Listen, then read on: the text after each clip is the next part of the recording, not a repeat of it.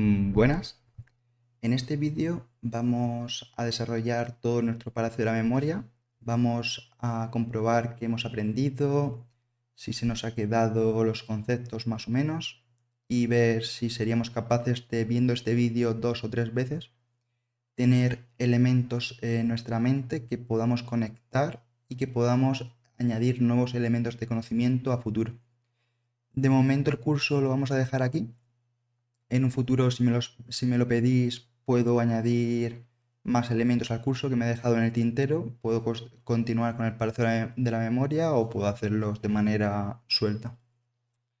Empezamos nuestra partida aquí, donde nos lanzaron la llave para que podamos salir de la celda. Como elementos teníamos la ventana, que la ventana aquí en este vídeo hablamos del aspecto de clase y objeto. Dijimos que una clase era un molde que nos permitía poder instanciar objetos, en este caso instancias, que tenían una serie de elementos en común. Una ventana, dijimos que suele estar en una pared, que suele conectar a otro lugar, y hablamos de que de cara a instanciar, el objeto instanciado podía tener atributos y podía tener métodos. En este caso, esta es una ventana que ha sido instanciada y se le ha añadido el atributo de tener barrotes. Ahí tenemos el jarrón con mierda de camello, que dijimos que la mierda de camello representaba camel case, que las clases se suelen escribir de manera que la primera letra de cada palabra se encuentra en mayúscula, se encuentra todo el nombre junto. Aquí tenemos la representación de los atributos de clase y dijimos que este hueco lo representaba dado que estaba rezando para que no fuera necesario cambiarlos, dado que en caso de tener que cambiar un atributo de clase se modifica para todas las instancias que se lleven a cabo, de manera que puede ser peligroso.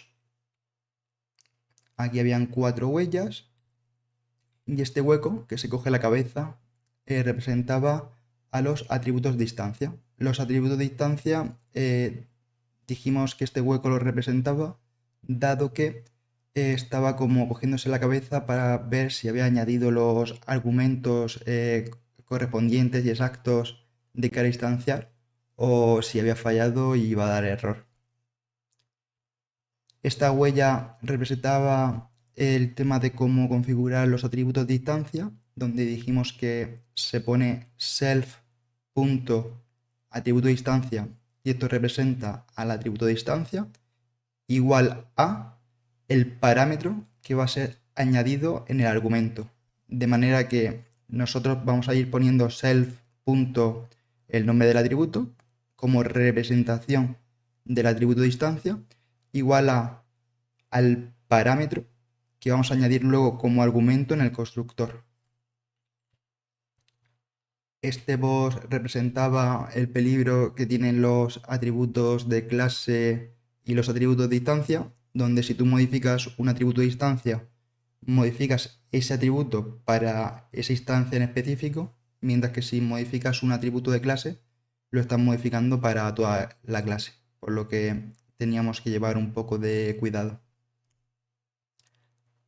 Aquí comenzamos con el aspecto de métodos, donde primero hablamos de métodos de clase. Los métodos de clase que dijimos que utilizábamos el decorador class method, dijimos que eran métodos que tenían que ver con la clase, que cuando los llamábamos utilizábamos la clase y el método, y que bueno, que dijimos que era el agua porque son un poco superfluos. Al final se usan, pero se usan mucho menos que los métodos de distancia. Por otro lado, este hueco que está sentado era una representación de los métodos de instancia, dado que tú puedes instanciar muchos huecos que tengan la misma forma, mismas habilidades, mismo poder de ataque, etc. Pero este de aquí ha sido instanciado con un método de instancia que tiene, digamos, el comportamiento de sentarse y por eso este hueco se encuentra sentado. En caso de que quisiéramos que todos los huecos estuvieran sentados, podríamos instanciarlos de esta manera. Pero como este es un caso, digamos, único, pues podríamos hacer un método que fuera a sentarse y que el atributo que fuera a sentarse lo pusiera como igual a true. También hablamos de los métodos estáticos, que no dependían de la instancia ni los atributos de la instancia, y pusimos como ejemplo el tema de correr. Si siempre que corriésemos, sin importar el personaje, sin importar la estamina, sin importar nada, diéramos el mismo salto y gastáramos los mismos recursos, podría ser un método estático. Y hablamos que en este caso, como según la energía gastas más barra verde o menos, pues aquí a lo mejor sería mejor un método de distancia. Llegamos a este apartado de aquí, que empezamos con todo el tema de la herencia. Comenzamos con herencia simple y la representación que hicimos fue de esta escalera. Tú puedes hacer una clase que sea escalera y puedes tener otra clase que sea escalera de hierro. Y escalera de hierro heredaba todos los atributos y métodos que tienen una escalera, pero además no hace falta añadirle que es de hierro, porque esa clase digamos que es una especialización de escalera.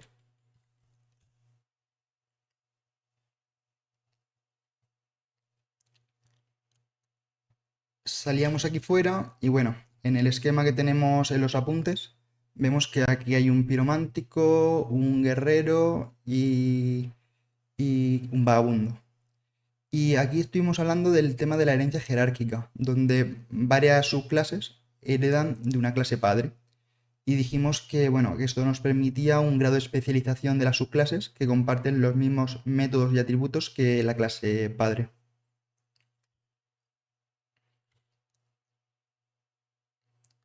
Por otro lado, en lo alto de la catedral hicimos la referencia a Natsu y a Kurapika para representar la herencia múltiple, donde en este caso una clase hereda de varias clases. Y dijimos que era interesante porque permitía poder heredar de dos clases diferentes y que había que hacerlo con una configuración específica. Y bueno, cogimos el ejemplo de Natsu porque es, digamos, un guerrero piromántico donde es capaz de lanzar ataques fuertes, pero al mismo tiempo es capaz de utilizar magia, que podría hacerlo gracias a que hereda de piromántico.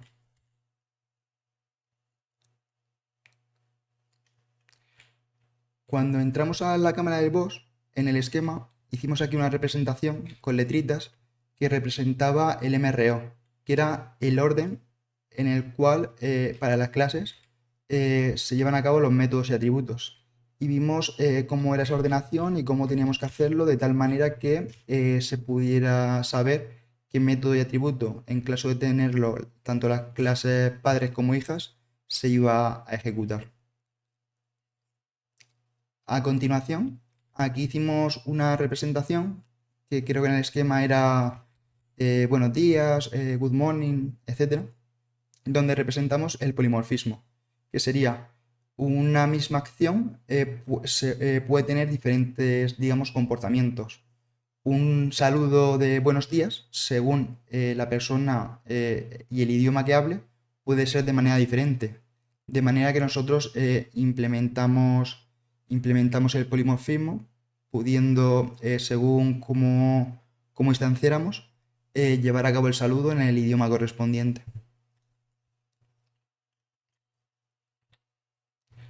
Aquí, bueno, estuvimos hablando del apartado del encapsulamiento, que el encapsulamiento dijimos que era una manera donde podíamos, digamos, decir a la persona que está programando qué atributos o métodos pueden ser más privados.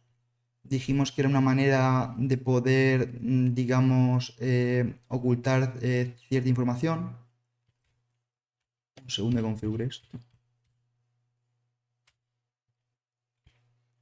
Y a nivel de Palacio de la Memoria, comentamos que, bueno, que la niebla representaba un poco al tema del encapsulamiento en Python, donde aunque no me deje ver qué hay después, si hay un boss o hay una sala, en cuanto le dé puedo verlo. Y lo representamos un poco con el tema de getter, setter y deleter. Y bueno, vimos también decoradores como el property para utilizar el setter y getter para poder modificar y eliminar atributos y métodos, aun estando privados. Que bueno, lo asociamos también a este hueco que lo llamamos el hueco que huye y luego el hueco muerto o algo así era.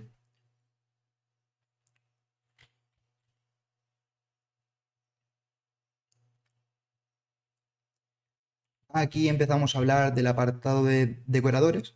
Lo representamos aquí porque esta puerta, pues bueno, nos permite ver lo que hay dentro, pero realmente a nivel de implementación es como si fuera una pared.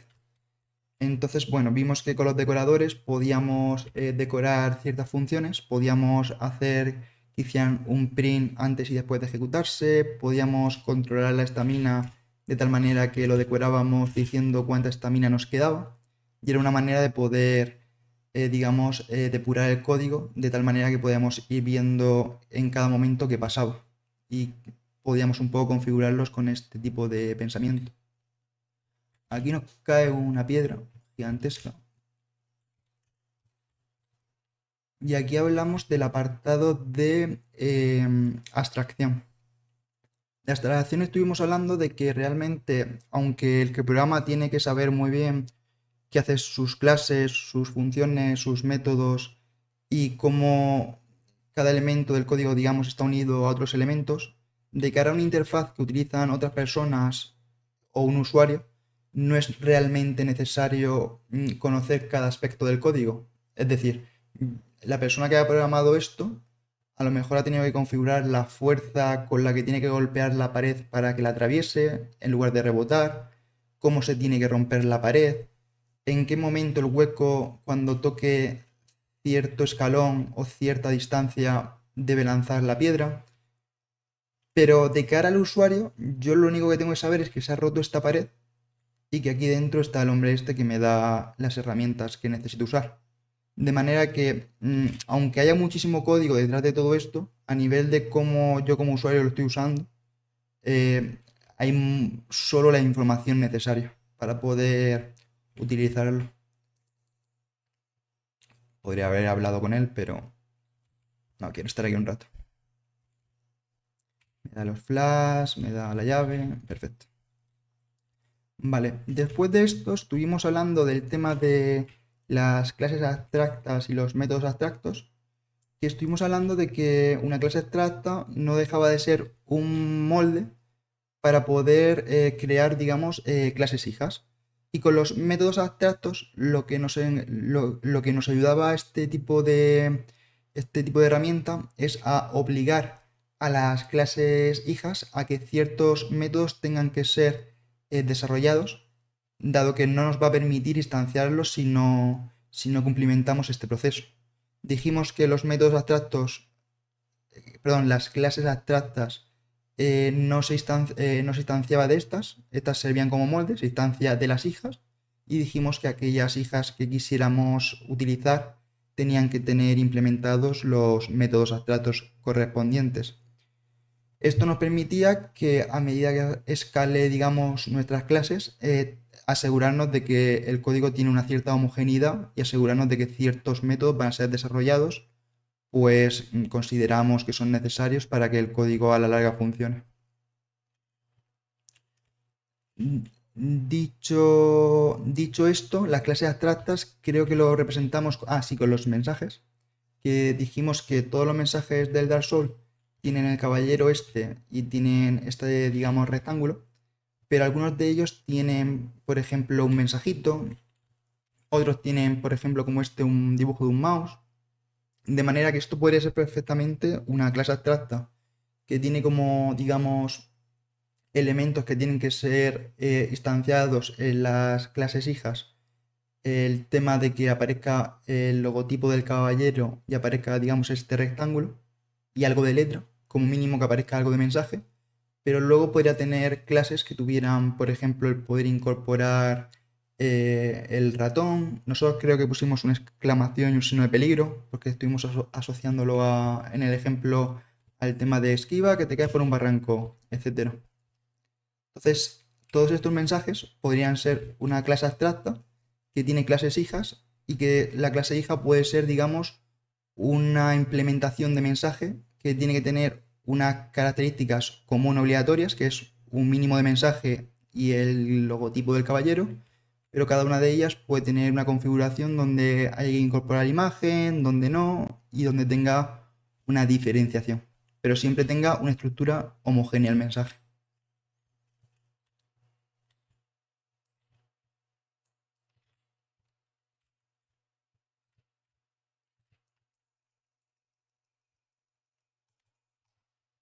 ¿Vale? Aquí llegamos a la cámara del boss. El boss lo asociamos al tema de los métodos especiales. Hablamos que los métodos especiales nos permitían llevar a cabo implementaciones específicas en nuestras clases que pudieran ser, digamos, necesarias para el proceso. Lo asociamos en nuestro Palacio de la Memoria a este boss porque dijimos que el boss pues, podía tener un comportamiento, digamos, particular, como que a partir de la mitad de la vida se incrementen sus estadísticas. Por ejemplo, puede tener el tema de que dijimos que tenga ataques especiales que solo son correspondientes al boss y a este boss en específico.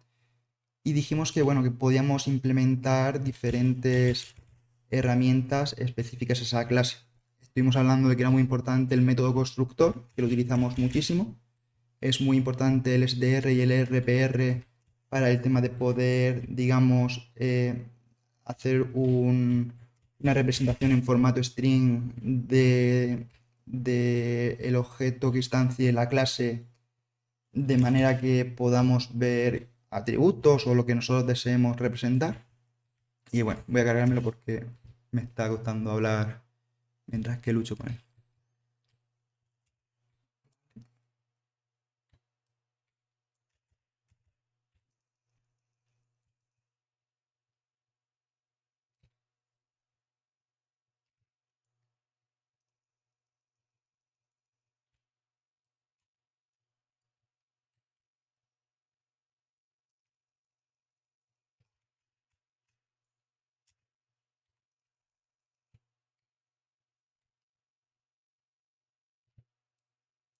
Perdón por el silencio. Y bueno, pues hemos acabado con el boss. Vemos que tiene un comportamiento especial, que podrían ser los puntitos estos blancos, que no, que no tienen ningún bicho normal. También vemos que, bueno, que las almas que nos da tienen un cierto retardo, que a lo mejor no tienen los enemigos, digamos, ordinarios. Y aquí continuamos con la aventura y salimos de, digamos, la zona inicial. Bueno, decir que hasta aquí llega el curso de orientación a objetos en Python. Se pueden añadir ciertos elementos que me he dejado en el tintero si entendéis que a lo mejor os gustaría que hablase de X temas. Puedo continuar el Palacio de la Memoria, puedo dar los elementos sueltos, ya eso lo dejo a vuestro gusto, me lo decís en comentarios y nos vemos en próximos cursos.